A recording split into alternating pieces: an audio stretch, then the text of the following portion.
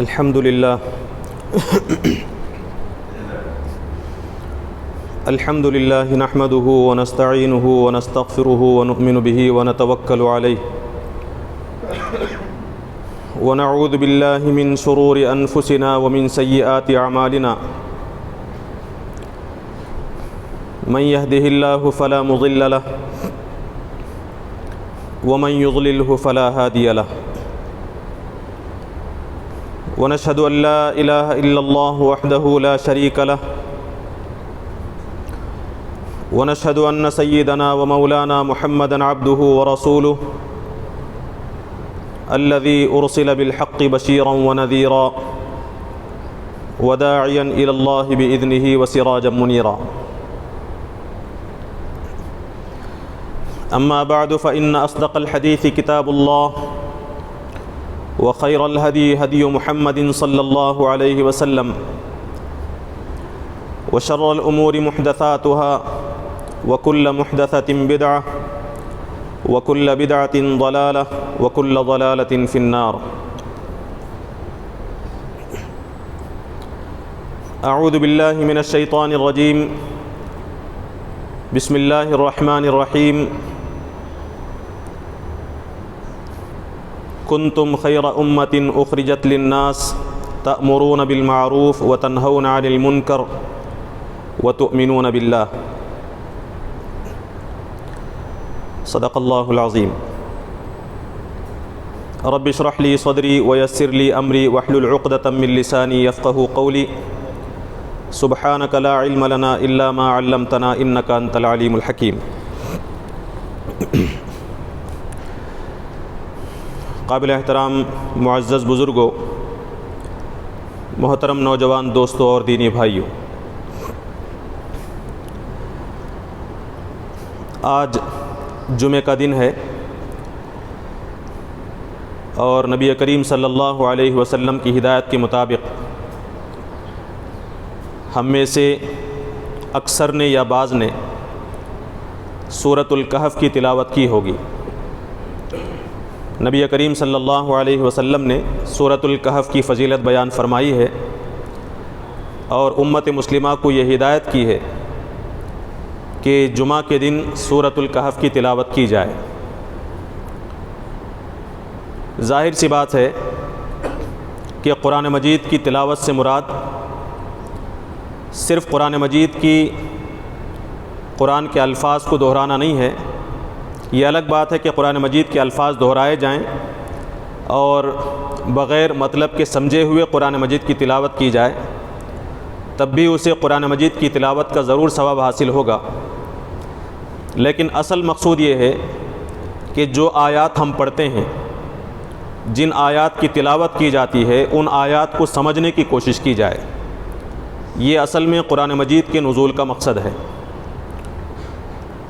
سورۃ الکہف کی جو اہمیت ہے،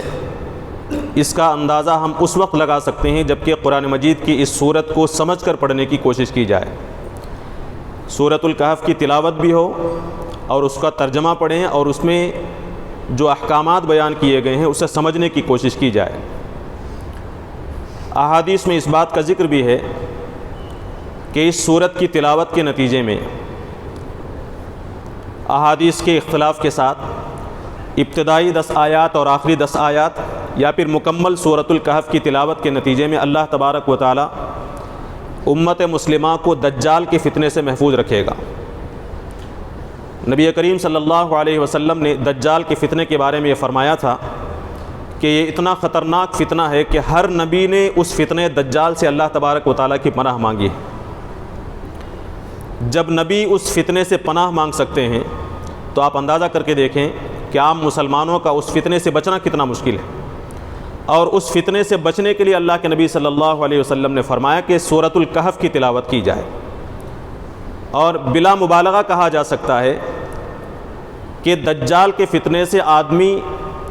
صرف سورۃ الکہف کے الفاظ پڑھنے سے بچ نہیں سکتا جب تک کہ اس کے معنی اور مفہوم کو سمجھ کر اس میں جو ہدایات بیان کی گئی ہیں اسے سمجھنے کی کوشش نہ کرے۔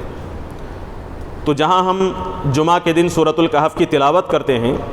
وہیں سورہ کہف کے معنی اور مفہوم کو سمجھنے کی کوشش کرنی چاہیے، اور اس میں اس صورت کے اندر اللہ تبارک و تعالیٰ نے ایمان کی تکمیل کا، ایمان کو کامل کرنے کا اور اللہ تبارک و تعالیٰ کے توکل، اللہ تبارک و تعالیٰ پر توکل کو مضبوط کرنے کا، مصائب اور مشکلات میں استقامت کا جو درس اس میں دیا ہے، اس درس کو جب تک ہم حاصل کرنے کی کوشش نہیں کریں گے، دجال کے فتنے سے ہم اپنے آپ کو محفوظ نہیں کر سکتے۔ سورۃ الکہف کا آپ مطالعہ کریں تو اس میں خصوصیت کے ساتھ اللہ تبارک و تعالیٰ نے 4 واقعات بیان فرمائے۔ خطبات جمعہ کے ذریعے سے اس سے پہلے 2 واقعات آپ کے سامنے، اور ان واقعات میں جو درس ہے، جو عبرت ہے، نصیحتیں ہیں، وہ بھی آپ کے سامنے رکھی گئی ہیں۔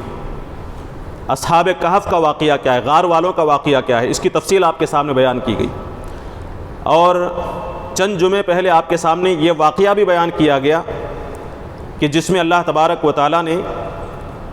2 پڑوسیوں کا ذکر کیا ہے، جس میں ایک کو اللہ تبارک و تعالیٰ نے بہترین باغ سے نوازا تھا، اصحاب الجنہ کا واقعہ، یہ بھی آپ کے سامنے بیان کیا گیا۔ اور یہی وہ صورت ہے جس کے اندر ذوالقرنین کا واقعہ ذکر کیا گیا ہے، ایک بہت بڑا بادشاہ۔ اسی واقعے کے ضمن میں یاجوج اور ماجوج کا ذکر کیا گیا ہے۔ اور ایک اور اہم ترین واقعہ جو اس صورت کے اندر بیان کیا گیا ہے، جسے میں آج آپ کے سامنے رکھنے کی کوشش کروں گا، وہ حضرت موسیٰ اور حضرت خضر علیہم السلام کا واقعہ۔ اس صورت کے آخر میں 2-3 رکوع پہلے اللہ تبارک و تعالیٰ نے حضرت موسیٰ علیہ السلام کا اور خضر علیہ السلام کا واقعہ بیان فرمایا۔ واقعہ کا بڑا حصہ تو اس قرآن مجید کے اندر موجود ہے، اس کی تفصیلات احادیث کے اندر بیان کی گئیں، بخاری میں، مسلم میں اور دیگر روایات کے اندر اس واقعے کی تفصیلات بیان کی گئیں۔ حضرت موسیٰ علیہ السلام غالباً نبوت کا آغاز ہے، نبوت حضرت موسیٰ علیہ السلام کو دی گئی ہے۔ نبوت کے ایک ایسے مرحلے میں جبکہ بعض امور میں نبی کی تربیت کی جاتی ہے، ایسے مرحلے میں حضرت موسیٰ علیہ السلام کی تربیت کے لیے، تاکہ وہ آئندہ مصائب کا مقابلہ کر سکیں، آئندہ مشکلات کا ڈٹ کر مقابلہ کر سکیں، اللہ تبارک و تعالیٰ کے جو فیصلے اس دنیا میں ہوتے ہیں ان فیصلوں پر راضی برضا رہ سکیں۔ ایسے فیصلے جو بظاہر ہمارے لیے اطمینان قلب کا ذریعہ نہیں بنتے، ہمارے لیے پریشانی اور تکلیف کا ذریعہ بنتے ہیں، ان فیصلوں میں بھی اللہ تبارک و تعالیٰ کی بہت بڑی حکمت ہے، اس یقین کے ساتھ ایک نبی اپنا کام کر سکے، اس لیے حضرت موسیٰ علیہ السلام کے ساتھ یہ واقعہ پیش آیا۔ حضرت موسیٰ علیہ السلام کے بارے میں بخاری کی روایت ہے، فرمایا کہ ایک مرتبہ لوگوں کے سامنے گفتگو کر رہے ہیں یا پھر تقریر کر رہے ہیں۔ ظاہر سی بات ہے کہ نبی ہیں، نبی کو جو علم ہوتا ہے وہ دنیا کے تمام انسانوں کے مقابلے میں زیادہ علم ہوتا ہے۔ حضرت موسیٰ علیہ السلام کی زبان سے علم کے جو موتی گر رہے تھے، علم کا جو سمندر، علم کا دریا بہتا ہوا لوگوں نے دیکھا، تو اس میں سے کسی نے سوال کیا کہ اس وقت دنیا میں سب سے زیادہ علم کس کے پاس ہے؟ تو حضرت موسیٰ علیہ السلام نے ظاہر سی بات ہے کہ فخر اور گھمنڈ کے طور پر نہیں، حقیقت کے اعتراف کے طور پر یہ کہا کہ میرے پاس اللہ تبارک و تعالیٰ نے سب سے زیادہ علم رکھا ہے، مجھے اللہ تعالیٰ نے سب سے زیادہ علم دیا ہے۔ یہ بظاہر خود اپنے بارے میں یہ کہنا کہ مجھے زیادہ علم ہے، میں سب سے بڑا عالم ہوں، اللہ تبارک و تعالیٰ کو بظاہر ان الفاظ سے یہ بات پسند نہیں آئی، تو اللہ تبارک و تعالیٰ نے، ہونا تو یہ چاہیے تھا کہ حضرت موسیٰ علیہ السلام یہ کہتے کہ اس وقت دنیا میں سب سے زیادہ علم رکھنے والا کون ہے، اس کا علم اللہ کے سوا کسی کو نہیں، یہ جواب دیتے، یہ ان کے منصب نبوت کے مناسب تھا۔ اس کے بجائے انہوں نے یہ کہا کہ میرے پاس اللہ تعالیٰ نے مجھے سب سے زیادہ علم دیا ہے، یعنی میں اس وقت دنیا کا سب سے بڑا عالم ہوں، اس قسم کے الفاظ ان کی زبان سے نکلے، تو یہ بات اللہ تبارک و تعالیٰ کو پسند نہیں آئی۔ اللہ تبارک و تعالیٰ نے فرمایا کہ تم فلاں مقام پر جاؤ، وہاں میرا ایک بندہ موجود ہے جس کے پاس کچھ ایسا علم ہے جو تمہارے پاس موجود نہیں۔ یعنی اس کے ذریعے سے اللہ تبارک و تعالیٰ نے حضرت موسیٰ علیہ السلام کو یہ بتایا کہ یہ کہنا کہ سب سے زیادہ علم میرے پاس ہے یہ مناسب نہیں ہے، کچھ ایسا علم بھی ہے جس کی آپ کو ضرورت ہے اور آپ کے پاس موجود نہیں، آپ کے علاوہ بھی کچھ افراد ایسے ہو سکتے ہیں جن کے پاس علم ہوگا، لہٰذا علم کا اظہار کرتے ہوئے کوئی ایسا لفظ استعمال کرنا جس سے علم کا فخر محسوس ہو، علم کا گھمنڈ ظاہر ہو، تکبر ظاہر ہو، یہ تو عام انسانوں کے لیے بھی مناسب نہیں ہے، نبی کے لیے کیسے مناسب ہو سکتا ہے؟ اس لیے اللہ تبارک و تعالیٰ نے، ظاہر سی بات ہے کہ یہ ایک بہانہ تھا اللہ تبارک و تعالیٰ کا، ورنہ نہ حضرت موسیٰ علیہ السلام غرور کرنے والے تھے نہ متکبر تھے، لیکن اس واقعے کے ذریعے سے دنیا کو، خود حضرت موسیٰ علیہ السلام کو اور دنیا کو، خاص کر اہل ایمان کو ایک اہم ترین درس دینا مطلوب تھا۔ اس لیے اللہ تبارک و تعالیٰ نے ان کی زبان سے یہ لفظ نکلوایا۔ یہ اللہ تبارک و تعالیٰ کی حکمت ہے۔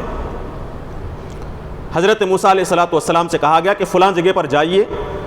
وہاں ہمارے بندوں میں سے ایک بندہ موجود ہے، اس کے پاس جا کر علم حاصل کیجئے۔ بعض مخصوص علم ہم نے اسے دے رکھا ہے، وہ علم آپ حاصل کیجئے یا پھر ان سے معلوم کیجئے۔ حضرت موسیٰ علیہ السلام کو حکم ہوا کہ اپنے ساتھ کسی کو لے لیں اور ساتھ میں توشہ رکھ لیں، سفر لمبا ہو سکتا ہے۔ کہا گیا کہ مچھلی ساتھ میں رکھ لیں، ظاہر سی بات ہے کہ وہ سمندری علاقے میں گزر رہے تھے۔ مچھلی ساتھ میں رکھی اور سفر پر روانہ ہوئے۔ قرآن مجید کے جو الفاظ ہیں وہ آپ کے سامنے میں دہراتا ہوں کہ قرآن مجید میں اس واقعے کو کن الفاظ میں بیان کیا گیا۔ قرآن مجید کہتا ہے کہ وَإِذْ قَالَ مُوسَىٰ لِفَتَاهُ، حضرت موسیٰ علیہ السلام نے اپنے نوجوان سے کہا، یعنی اپنے خادم سے کہا۔ وہ خادم کون تھے؟ احادیث میں اس کا ذکر ہے کہ یوشع بن نون حضرت موسیٰ علیہ السلام کے خادم خاص تھے، بہت مطیع و فرما بردار تھے۔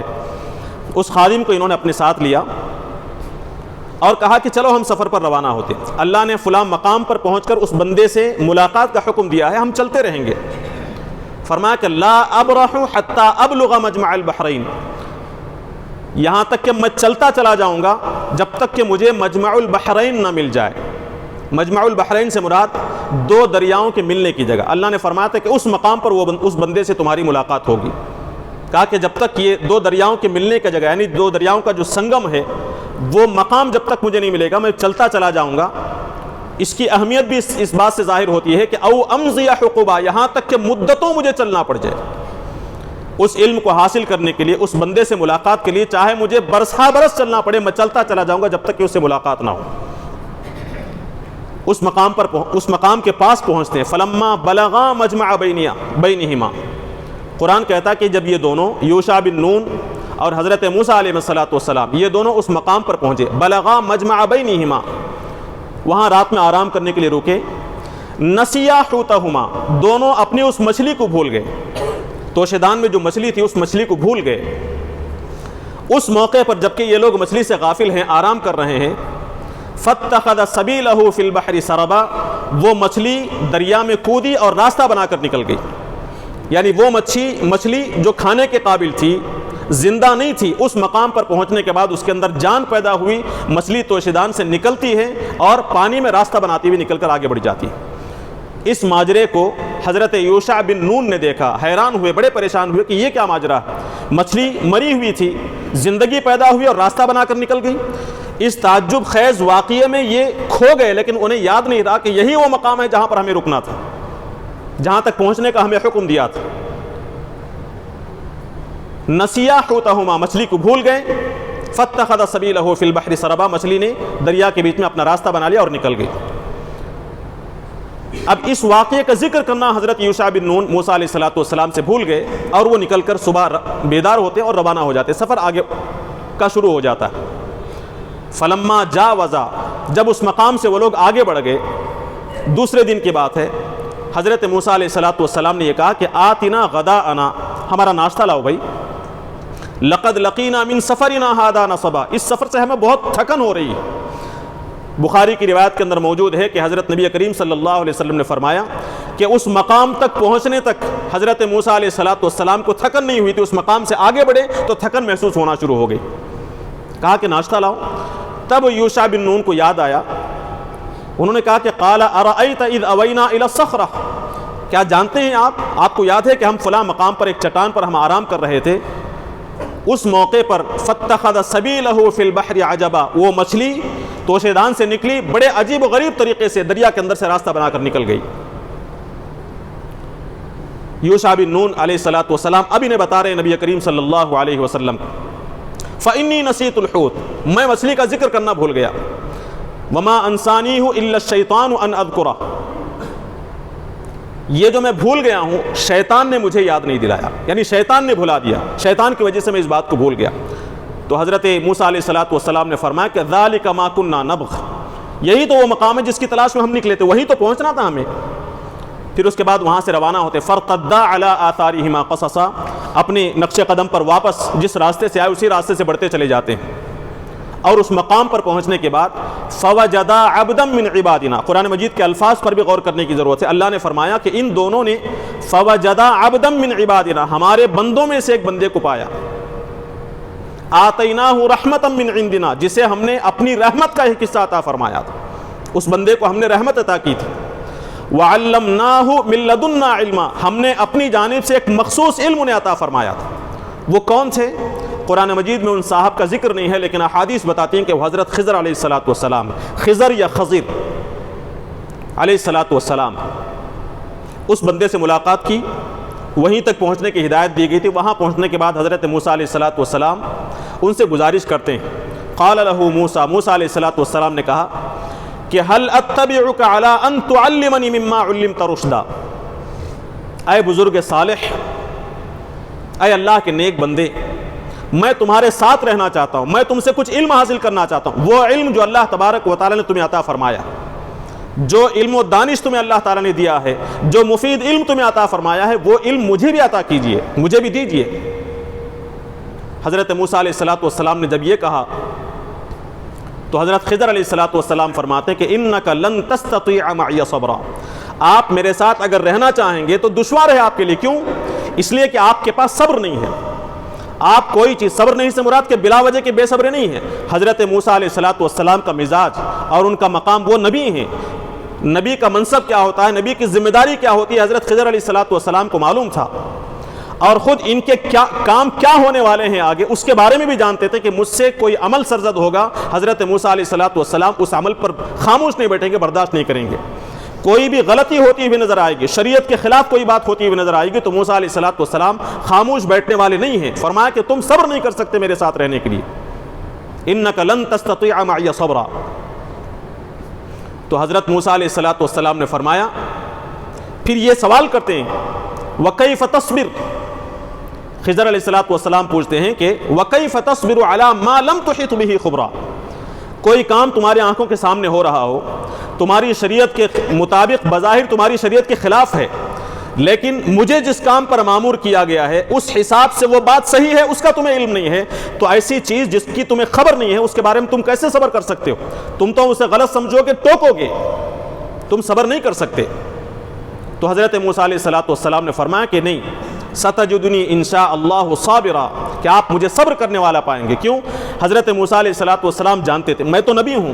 اور مجھے جب اس بندے کے پاس بھیجا گیا ہے تو یہ بھی مرد صالح ہے، یہ کوئی ایسا کام نہیں کر سکتا جو شریعت کے خلاف ہو۔ اس لیے انہوں نے کہا کہ شریعت کے خلاف تو کوئی بات ہونے والی ہے نہیں، لہٰذا مجھے بے صبرا ہونے کا کیا مطلب ہے؟ انہوں نے کہا کہ نہیں، ستجدنی انشاء اللہ صابرا، آپ مجھے صبر کرنے والا پائیں گے، ولا اعصی لک امرا، میں تمہاری بات کی نافرمانی نہیں کروں گا۔ پھر حضرت خضر علیہ السلام بتاتے فَإِنِ اتَّبَعْتَنِي، اگر آپ میری پیروی کرنا چاہتے ہیں، میرے ساتھ رہنا چاہتے ہیں، میرا علم دیکھنا چاہتے ہیں، فَلَا تَسْأَلْنِي عَنْ شَيْءٍ، کسی بھی چیز کا سوال مت کیجیے آپ مجھ سے، کب تک؟ حَتَّى أُحْدِثَ لَكَ مِنْهُ ذِكْرًا، یہاں تک کہ میں خود وہ بات تمہیں نہ بتاؤں۔ یہ گفتگو ہو گئی، اب اس کے بعد یہ دونوں آگے روانہ ہوتے ہیں۔ فَانْطَلَقَا، قرآن نے کہا کہ یہ دونوں نکل کر آگے بڑھے، سمندر دریا کے کنارے سفر ہو رہا ہے، ایک موقع آیا کہ دریا پار کرنے کی ضرورت محسوس ہوئی، سامنے کشتی موجود تھی جو چند مسکینوں کی، چند غریبوں کی وہ کشتی تھی۔ حضرت خضر علیہ السلام کو وہ جانتے تھے، انہوں نے کچھ رقم دے کر دوسرے کنارے پر پہنچانے کی گزارش کی، تو انہیں وہ لوگ اجرت لینے کے لیے تیار نہیں ہوئے۔ حضرت خضر علیہ السلام سے وہ لوگ واقف تھے غالباً، انہوں نے اجرت نہیں لی اور مفت میں انہیں وہاں تک پہنچانے کے لیے وہ تیار ہو گئے، کنارے پر پہنچانے کے لیے۔ اب یہ دونوں کشتی میں سوار ہوتے ہیں، حتیٰ اذا رکبا فی السفینہ، جب یہ دونوں کشتی میں سوار ہو گئے، ہونا کیا چاہیے تھا؟ کشتی والوں نے ان پر احسان کر کے، ہمدردی کر کے ان سے رقم نہیں لی ہے، ان کے ساتھ حسن سلوک کرنا چاہیے تھا۔ حضرت موسیٰ علیہ السلام دیکھتے ہیں کہ حضرت خضر علیہ السلام کچھ دیر کے بعد آگے بڑھتے ہیں اور اس کشتی کا ایک تختہ اکھیڑ کر اس میں شگاف ڈال دیتے ہیں، اس کشتی کے اندر عیب پیدا کر دیتے ہیں، اس کشتی کو توڑ دیتے ہیں، ایک حصہ خراب کر دیا، تختہ نکال دیا۔ قرآن مجید نے کہا خرقہا، اس میں شغاف ڈالا، تو حضرت موسیٰ علیہ السلام نے فرمایا اخرقتہا لتغرق اہلہا، یہ کیا کام کیا آپ نے؟ آپ اس کشتی میں جو لوگ موجود ہیں انہیں ڈبونا چاہتے ہیں، ان لوگوں نے آپ کے ساتھ اچھا سلوک کیا، حسن سلوک کیا ہے، اس کے بدلے میں آپ کو اور بہتر سلوک کرنا چاہیے تھا، آپ اس کشتی کو توڑ کر کشتی والوں کو سمندر میں غرق کرنا چاہتے ہیں۔ لقد جئت شیئا امرا، یہ تو بہت نادانی کا کام آپ نے کیا ہے، بہت غلط کام کیا ہے۔ آپ غور کر کے دیکھیں، حضرت موسیٰ علیہ السلام جب دیکھ رہے ہیں کہ کچھ لوگ ان کے ساتھ حسن سلوک کر رہے ہیں، ان کا اچھا بدلہ دینے کے بجائے انہیں تکلیف میں مبتلا کیا جا رہا ہے، انہیں ایک خطرے میں ڈالا جا رہا ہے، ایسا کام کیا گیا کہ وہ آگے چل کر ڈوب سکتے ہیں، تو برداشت نہیں ہوا۔ حضرت خضر علیہ السلام نے فرمایا الم اقل لک، میں نے تم سے کہا نہیں تھا انک لن تستطیع معی صبرا، آپ صبر نہیں کر سکتے، مجھے معلوم ہے آپ کے اندر صبر نہیں ہے، میں نے کہا تھا کہ کوئی بھی سوال آپ نہیں کریں گے، خاموش بیٹھے رہیں گے۔ تو حضرت موسیٰ علیہ السلام کو وہ بات یاد آتی ہے، نبی کریم صلی اللہ علیہ وسلم نے فرمایا کہ یہ جو سوال انہوں نے کیا تھا، انہیں یاد نہیں تھا کہ میں وعدہ کر کے آیا ہوں کہ میں کوئی سوال نہیں کروں گا، بھول گئے تھے اس وعدے کو اور انہوں نے فوراً نکیر کی، تنقید کی۔ بہرحال حضرت موسیٰ علیہ السلام فرماتے ہیں کہ لا تؤاخذنی بما نسیت، کہ جس بات کو میں بھول گیا ہوں، بھول سے جو کام ہوا اس پر میری پکڑ نہ کیجیے، ولا ترہقنی من امری عسرا، میرے معاملے میں آپ مجھ پر سختی نہ کیجیے، غلطی ہو گئی، بھول ہو گئی، میں جو وعدہ میں نے کیا تھا اس وعدے پر میں قائم نہیں رہ سکا، لہٰذا مجھ پر آپ سختی نہ کیجیے، مجھے ساتھ میں رکھیے۔ ٹھیک ہے، اس کے بعد پھر آگے بڑھتے ہیں۔ فانطلقا حتی اذا لقیا غلاما، فرمایا کہ آگے بڑھ رہے ہیں، اس سے نیچے اتر گئے۔ بلکہ ایک اور بات، حکمت کی بات جو بخاری کے اندر بیان کی گئی، کشتی میں موجود ہیں، اس موقع پر ایک چڑیا آ کر کشتی کے کنارے بیٹھتی ہے اور دریا کا جو پانی ہے اس پانی میں سے کچھ یعنی منہ ڈال کر پانی پیتی ہے۔ تو حضرت خضر علیہ السلام نے فرمایا تم نبی ہو، تمہارے پاس جو علم ہے اور میرے پاس جو علم ہے، یہ سارا علم اللہ تبارک و تعالیٰ کے علم کے مقابلے میں بالکل اس طرح ہے جس طرح سمندر کے مقابلے میں اس چڑیا کے چونچ میں جانے والا پانی، ایسا علم اللہ تبارک و تعالیٰ کے پاس۔ تو پھر آگے بڑھنے کے بعد جب کشتی سے نیچے اترتے ہیں، آگے جا رہے ہیں، وہاں دیکھا کہ کچھ بچے کھیل رہے ہیں، اس میں ایک بچے کو جو کہ نابالغ بچہ، چھوٹا بچہ ہے، اس بچے کو پکڑا حضرت خضر علیہ السلام نے اور اسے قتل کر دیا۔ موسیٰ علیہ السلام وہ دیکھتے ہیں کہ اس سے پہلے جو غلطی ہوئی تھی حضرت خضر سے نعوذ باللہ، وہ غلطی چھوٹی تھی، کشتی میں جو عیب پیدا کیا گیا تھا اس عیب کو دور کیا جا سکتا تھا، لیکن ایک چھوٹے بچے کو، جبکہ اس بچے سے قصاص نہیں لیا جا سکتا، اس بچے نے اگر قتل بھی کیا ہو تو نابالغ ہونے کی وجہ سے اسے درگزر کیا جا سکتا تھا، لیکن اس بچے نے نہ صرف یہ کہ قتل نہیں کیا، کوئی گناہ اس کا نہیں ہے، اس بچے کو قتل کر دیا گیا اور اس کی تلافی بھی نہیں ہو سکتی، بچہ مر گیا، دوبارہ اسے زندہ نہیں کیا جا سکتا۔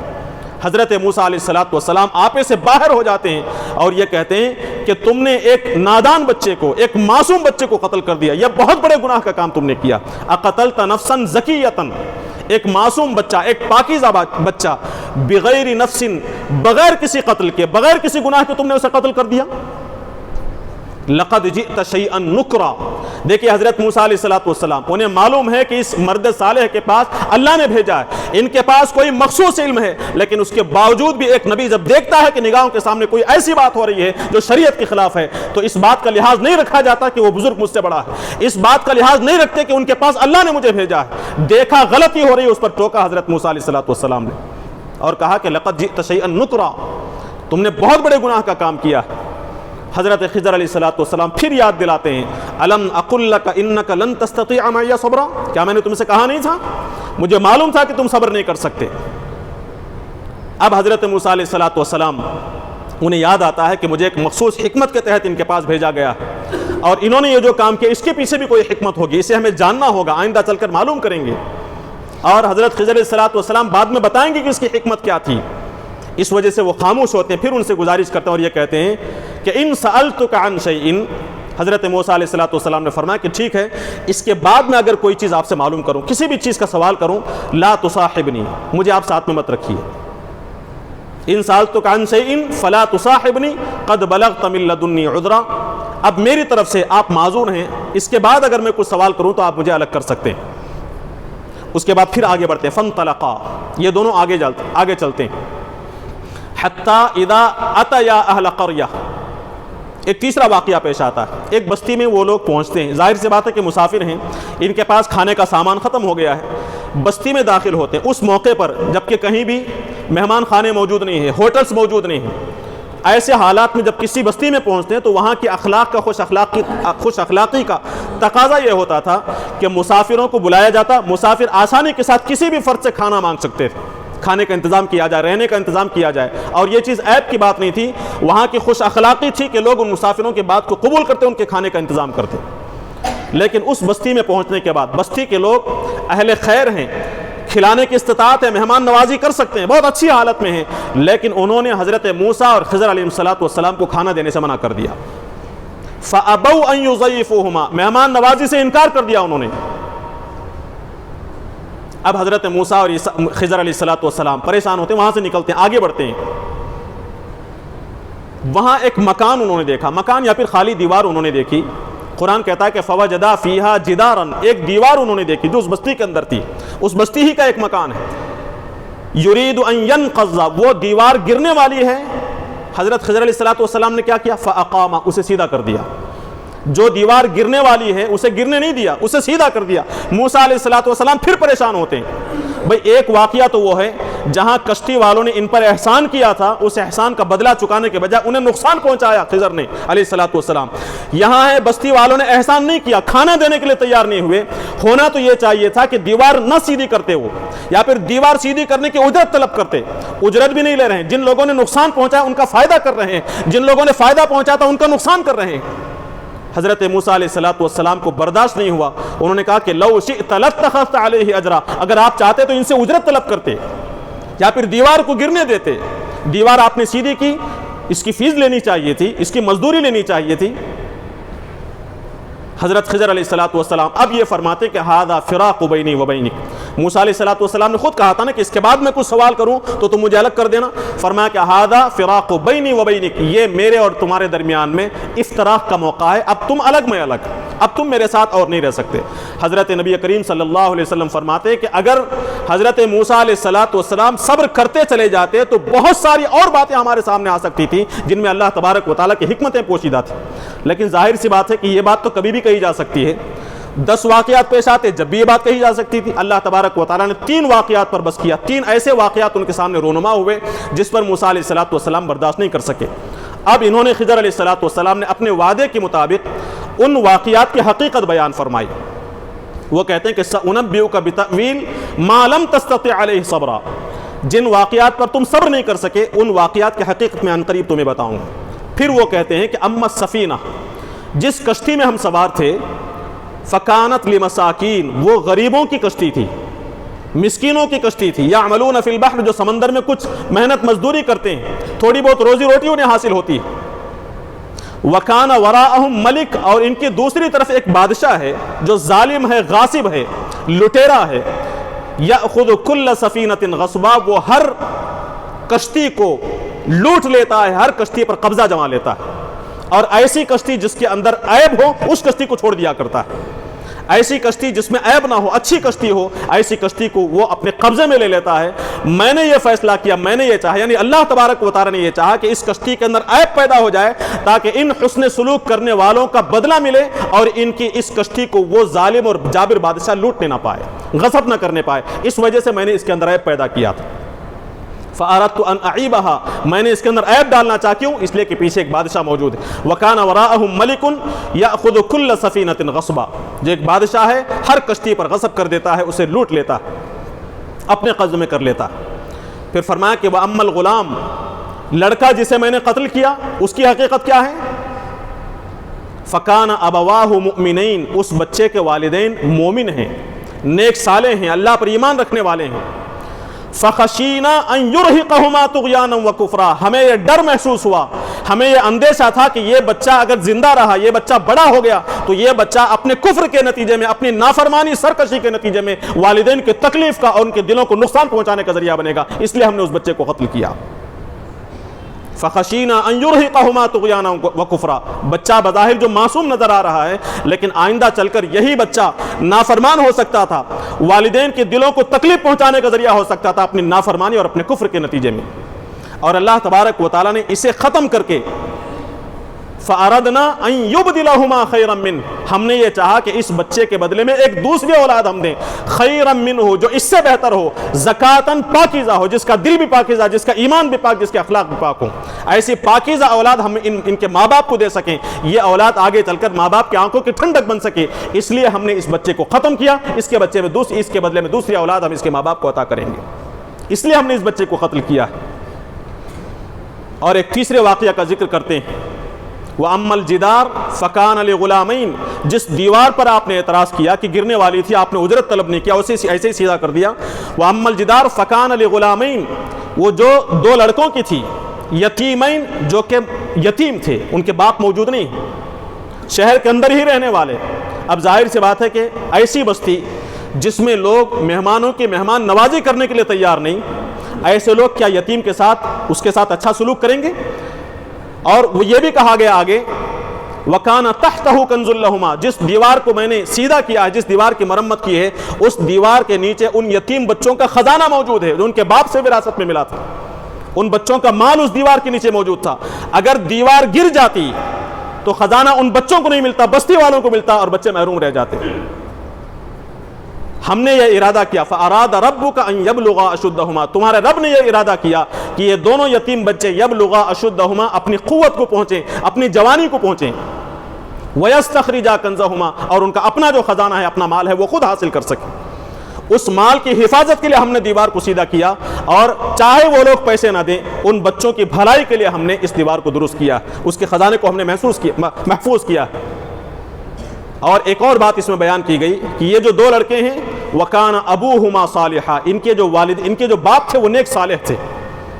ان یتیم بچوں کا جو باپ تھا وہ نیک صالح تھا، اس دنیا سے چلا گیا، اس کا خزانہ، اس خزانے کو محفوظ کرنے کے لیے تاکہ یہ نوجوان ہو جائیں اور اس میں سے خزانہ حاصل کریں، اپنا مال، ان کا مال انہیں ملے، کسی اور کے ہاتھ میں نہ پڑ سکے، اس لیے ہم نے اس دیوار کو سیدھا کیا۔ فرمایا کہ رحمتم من ربک، یہ جو کچھ بھی ہوا ہے یہ اللہ تبارک و تعالیٰ کی رحمت کی وجہ سے ہوا۔ دیکھیے یہ رحمت کسی ایک واقعے کی طرف اشارہ کر کے نہیں ہے، بلکہ کشتی کو توڑا گیا وہ بھی اللہ تبارک و تعالیٰ کی رحمت سے، بچے کو قتل کیا گیا وہ بھی اللہ تبارک و تعالیٰ کی رحمت ہے، اور اس دیوار کو سیدھا کیا گیا یہ بھی اللہ تبارک و تعالیٰ کی رحمت ہے۔ اور فرماتے ہیں وما فعلتہ عن امری، اے موسیٰ یہ کام میں نے اپنی طرف سے نہیں کیا ہے، بلکہ یہ اللہ تبارک و تعالیٰ نے مجھے کرنے کا حکم دیا تھا۔ ذالک تأویل ما لم تستطع علیہ صبرا، یہ ہے اس واقعے کی حقیقت، ان واقعات کی حقیقت جس پر آپ صبر نہیں کر سکے تھے۔ تو یہ مکمل ایک دو رکوع کے اندر اللہ تبارک و تعالیٰ نے حضرت موسیٰ اور خضر علیہ السلام کے واقعے کو بیان فرمایا۔ جس انداز سے قرآن مجید نے بیان کیا اس سے ہی اس کے اندر کے درس، اس کے اندر کی عبرت ہمیں معلوم ہو سکتی ہے۔ سب سے بڑی حقیقت جو اس سے معلوم ہوتی ہے وہ یہ کہ جو ہماری نگاہوں کے سامنے ہوتا ہے وہ اصل حقیقت نہیں ہوتی، بلکہ اس کے پیچھے جو حکمتیں ہوتی ہیں وہ اصل حقیقت ہوتی ہے، اور اس کا علم اللہ تبارک و تعالیٰ ہی کو ہوتا ہے۔ بعض واقعات دنیا میں ایسے پیش آتے ہیں، ہم اپنی ظاہری نگاہوں سے دیکھیں تو ایسا محسوس ہوتا ہے کہ اس میں ہمارے لیے نقصان ہے، لیکن قرآن مجید کا یہ واقعہ بتاتا ہے کہ اس کے پیچھے کوئی نہ کوئی حکمت موجود ہوتی ہے جس کا علم اللہ کے سوا کسی کو نہیں ہوتا۔ اس کا ایک مظاہرہ حضرت موسیٰ اور خضر علیہ السلام کے واقعے سے بیان کیا گیا۔ اس واقعے میں اور کیا کیا حکمتیں پوشیدہ ہیں، حضرت خضر کون تھے، کیا سبق اس سے ہمیں حاصل کرنا چاہیے، اسے انشاءاللہ آئندہ آپ کے سامنے رکھنے کی کوشش کی جائے گی۔ ضرورت اس بات کی ہے کہ جمعہ کے دن سورۃ الکہف کی تلاوت کرتے ہوئے صرف الفاظ کی تلاوت کرنے کے بجائے بار بار میں آپ سے گزارش کرتا ہوں کہ قرآن مجید کی آیات کے مفہوم کو بھی سمجھنے کی کوشش کریں، قرآن مجید کا ترجمہ سمجھیں، یقیناً ہمارے اندر ہمارے لیے ہدایت کا سامان ہوگا، ہمارے قلب کی پاکیزگی کا انشاءاللہ اس میں سامان ہوگا۔ اللہ تعالیٰ سے دعا کرتا ہوں کہ اللہ تبارک و تعالیٰ قرآنی واقعات کی حقیقت کو سمجھنے کی توفیق نصیب فرمائے، اور قرآن واقعات کو اللہ تعالیٰ نے جس مقصد کے لیے بیان کیا ہے اس مقصد کو جان کر اس مقصد کو حاصل کرنے کے اللہ تبارک و تعالیٰ ہمیں توفیق نصیب فرمائے۔ قرآن مجید کتاب ہدایت ہے، ہم اسے کتاب ہدایت سمجھیں اور اسے ہدایت اخذ کرنے کی کوشش کریں۔ اللہ تبارک و تعالیٰ اس کی توفیق اور سعادت ہمیں نصیب فرمائے۔ بارک اللہ لنا ولکم فی القرآن العظیم ونفعنا وإياكم بالآيات والذكر الحكيم إنه تعالى جواد كريم ملك بر رؤوف رحيم۔